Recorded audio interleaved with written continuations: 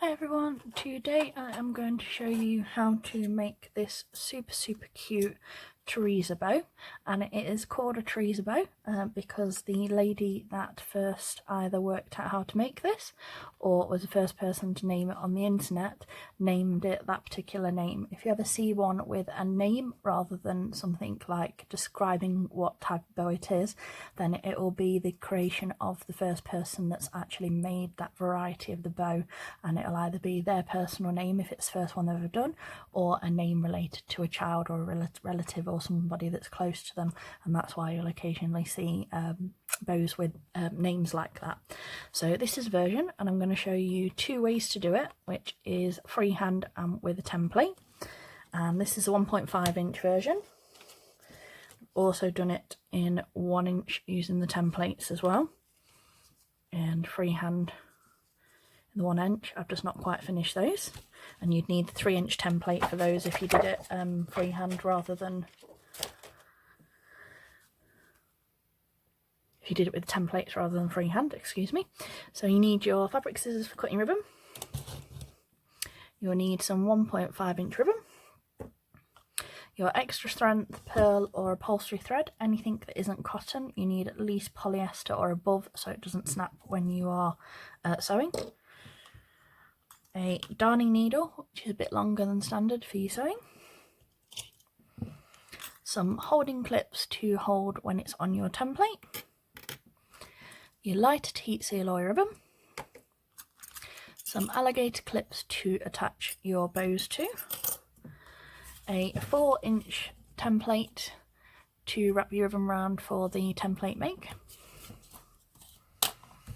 And a ruler for measuring, or a tape measure, whichever one works best for you. I'm going to use a ruler in this case because it's a bit easier for me.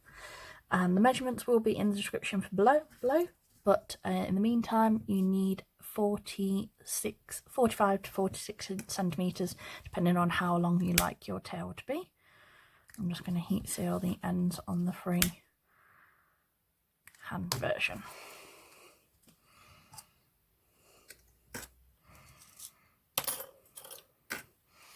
Okay, so take this,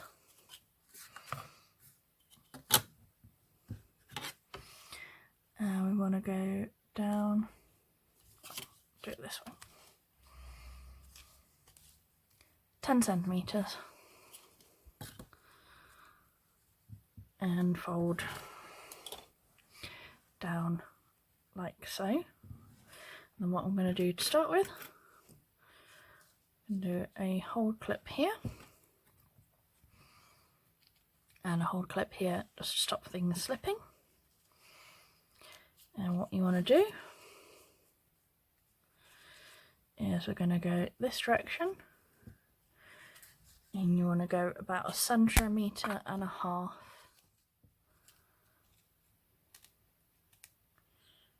like so. Move your hold pin or clip, and we wrap that back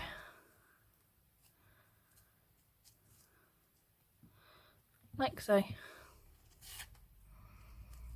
and move the hold clip there, and then fold that in half like this, and we're going to put a crease in so we can see where we're stitching.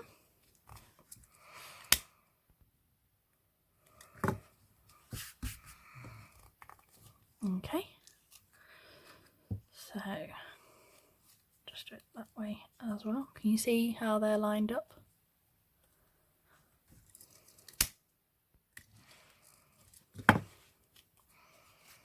There we go. Now we've got a crease line that we can see. It'll be a bit more visible to you as you're stitching. It doesn't show up quite so well on the white as I would hope it would. But I tend to pick up the closest, prettiest ribbon to me when I'm doing my tutorials. So what you want to do is you start from your crease here. You want to go 1 from above, 1, 2, 3, 4, 5, 6, 7, 8, 9, 10. Okay, so in 1, 2, 3, 4, out, and the back 1, 2, 3, 4, 5. Okay, and this is where how you're going to get the bow to sit nicely.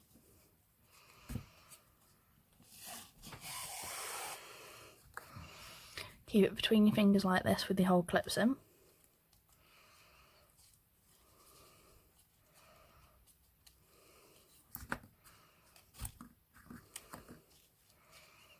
You want to get it so those creases sort of give you that curve.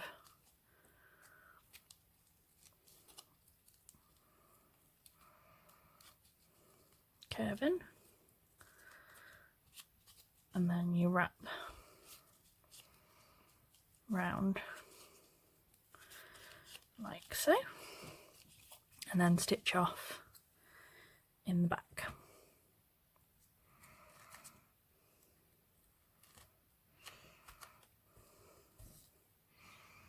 And I will say this, I've just done mine with the tail the opposite side to what I've just shown you, but either way looks pretty, so don't worry about it overly much if you do it this version. It's all about personal preferences.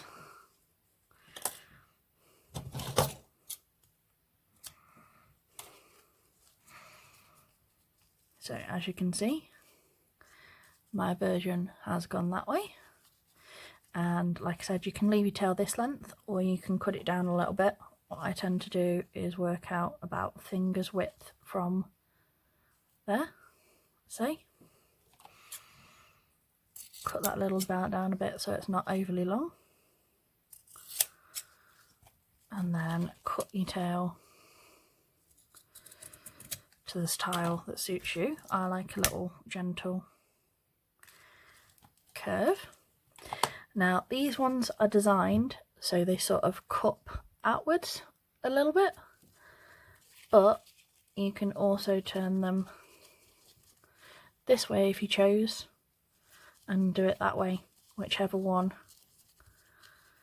you personally like best. Just tie off my thread so I don't forget when we do the template version, and I'll see if I can get it so the tail goes in the right direction on this one. As you can probably guess, I don't edit any of my videos, I do them all in a single shot. The most that I will do is crop out any bits if you can see any excess over out of the way that I don't want you to see, you know, all the mess on the edges. And we heat seal our 9mm and get one of our clips. We want a touch of glue just there.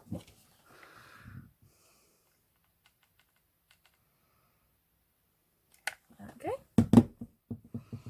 You want that on the back of the bow.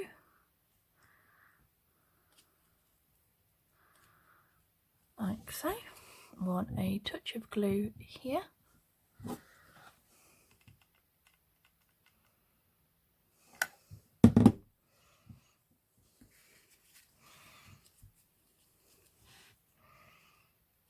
And I'm going to grab a different colour ribbon because this is not the best one for showing up on camera.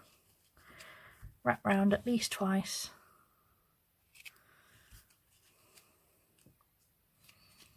Like so, cut off any excess. Heat seal your end again, and we want another drop of glue just there. There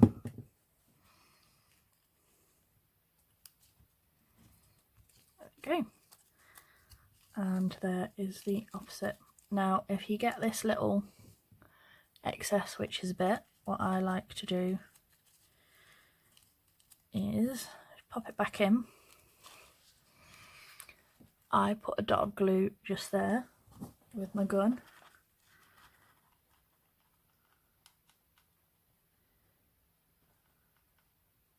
Do it a little bit further in than you would think so it doesn't seep out and show anything. and then that will stop that from sort of popping up and ruining the look of the bow. I'll just take my glue stringy off there as well. See, tidy up. Look how pretty that looks. And like I said, you can do the tail either way. Let's find a colour that will show a bit. Sorry, my 9mm right. Sorry, my 1.5 is at the bottom because I've got more of it than any other colour you could possibly imagine.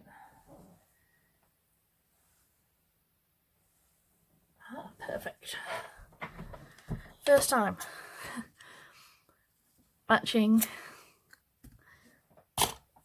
1.5 and 9mm straight off the bat. That is nearly a miracle for me.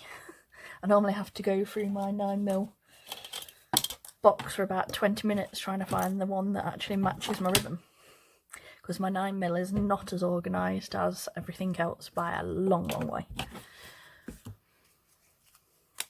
So let's do the template version. Just cut that bit that's all frayed off there, and we're working with a 4-inch template. I'm going to heat seal this end.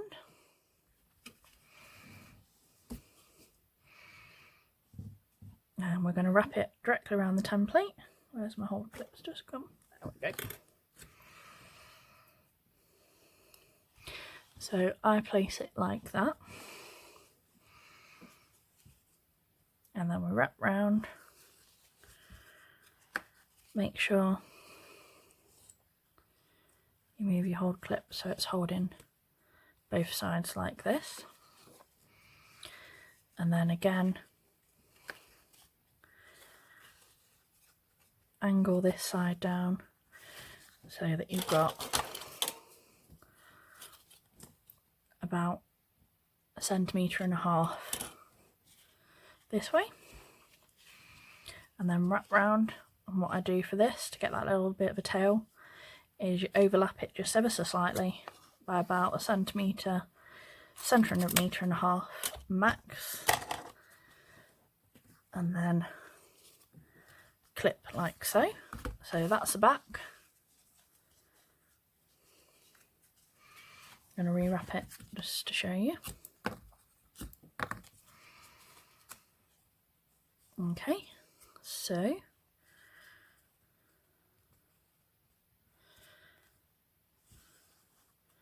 round,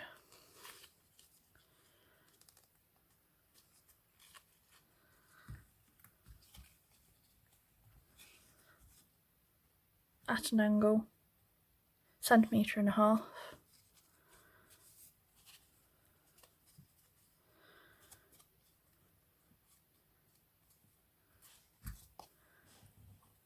clip to hold everything in place. So that's what it looks like. Okay, so that's the front that we're going to stitch from. This is what the back looks like. So from there, round, round, over, wrap.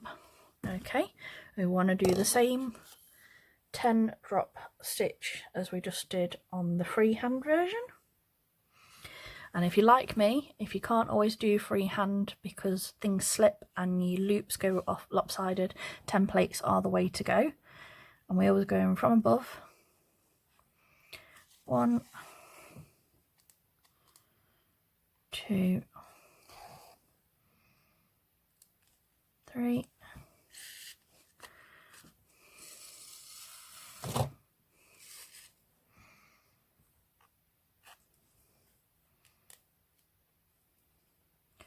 4,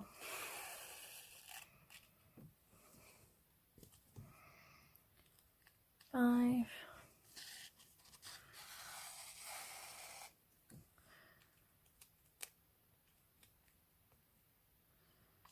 6, 7,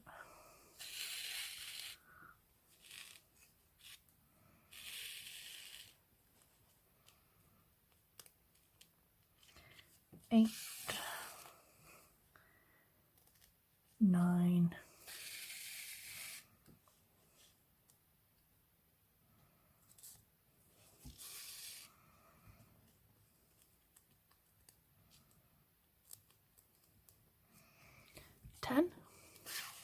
I do normally sew like a normal person. It is purely because I am showing you what I'm doing as I'm doing it. Okay, so in 1, 2, 3, 4, out, and the back is 1, 2, 3, 4, 5, and you'll see the stitch is quite small. This is to gather it nicely. Let me just take care of that. Okay, pull that straight and pull that down. Okay, little trick for you if your thread doubles goes a bit wonky. And then I wrap round a couple of times on the template, again purely because if I do it completely freehand it does tend to slip on me personally. So take the clip off, keep your fingers either side of it like you do on your freehand.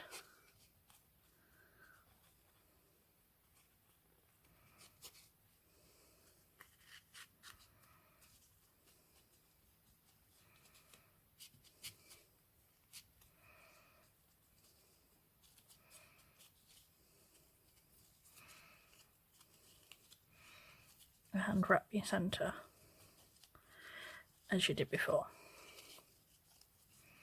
You want to stitch off in the back. Just going to loosen that a second and re-pull it because it didn't go quite as I wanted.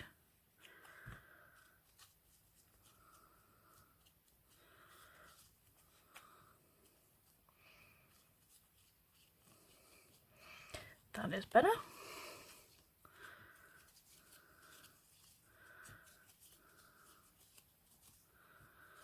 There we go.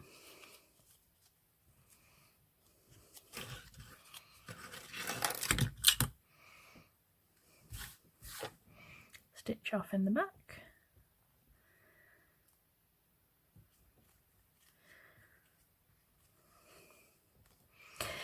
Now I have dyspraxia, which is why I am so drawn to templates, because sometimes, unless I pay ultimate attention at all times when I'm freehanding and double check my alignment is perfect on every single bow, which can be a bit time consuming when you're making a lot at once, I struggle, because if I lose concentration for even a second, all of my bows will start shifting to the left and all be a little bit off center, or like one of my loops, it's normally the bottom left or the top right, is just a little bit bigger than or smaller than all of the rest, which is why I'm all about alignment. So if you do have any issues of that kind of variety yourself, then templates will save your life on so many occasions. Like I said, they you can pick them up for cheap. Siobhan at Chevarella's does a version, a 3-piece set, which translates into 6 sizes for £10 plus postage, and I do believe A&L Designs for the American versions do a version of the templates as well, and I think they do from 1 inch to 12 inch possibly. You would have to ask some of the American groups who know a bit more about that kind of thing than I do, but like I said, I know they do some versions. So that's your template version, and again,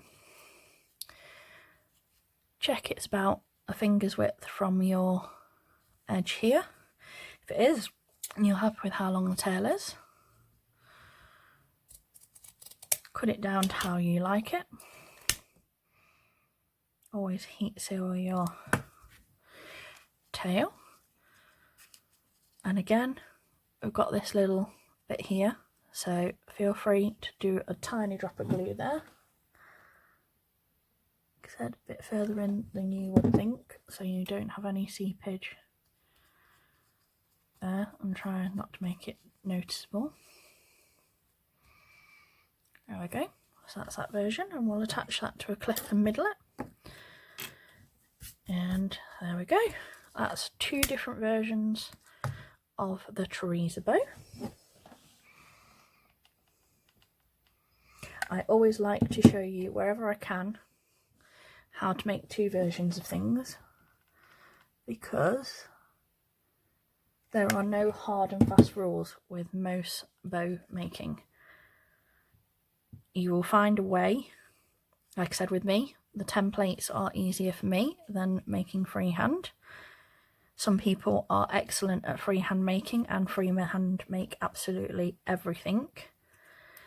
It is all about learning the best way for you to actually achieve the results that you want. And I have a whole video, because like I said, because I have learning issues myself. I have dyspraxia, dyscalculia and mild dyslexia. So I had to work out a whole bunch of ways for me to process this information and get it to stick in my brain in a way that was going to make sense to me, and for me to actually get it in and have it stay in my brain permanently. So there's a whole video on styles of learning and different ways to learn and what type of learner you are.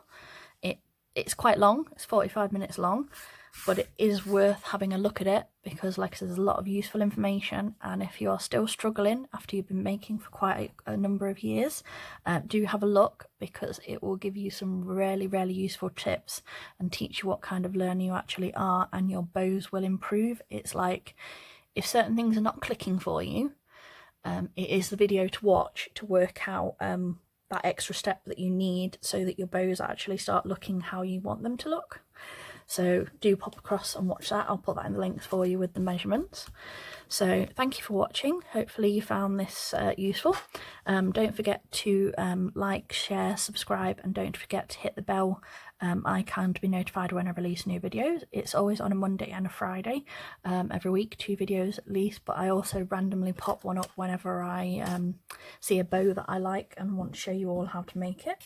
So like I said, there's always lots going on, and I also have my own Facebook group under the same name, Catherine's Ribbon Bows Tutorials and Follow Alongs. And if you need any further help on anything whatsoever, pop me a message across. I will help you in any way I can.